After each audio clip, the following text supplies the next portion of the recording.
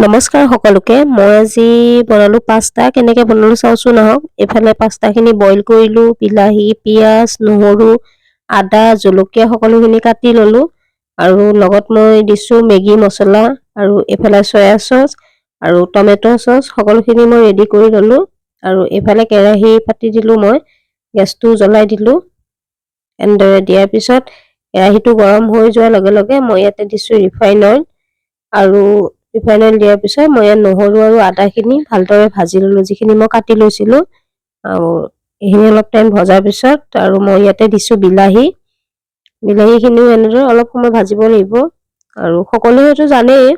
মই তো দেখাইছো মই কেনেদৰে বনাও আৰু ইয়াতে দিছো মই এতিয়া পিয়াজখিনি চপ কৰি দিবও পাৰে মই মাত্ৰ কাটি দিছো আৰু ইয়াতে মই জলকীয়া দিছো যদি সৰু ল'ৰা-ছোৱালী থাকে নাখায় তেতিয়া নিদিলেও হয় মই ছোৱালীজনীয়ে অলপ অলপ খাই কাৰণে ময়ো দিছো আৰু এফালে মোৰ হৈয়ে গৈছে পাস্তাখিনি দিয়াৰ পিছত মই অলপ সয়া সস আৰু 3 চামুচ টমেটো সস দি অলপ সময় লৰাই এয়া মই মেগী মছলাও দি দিলো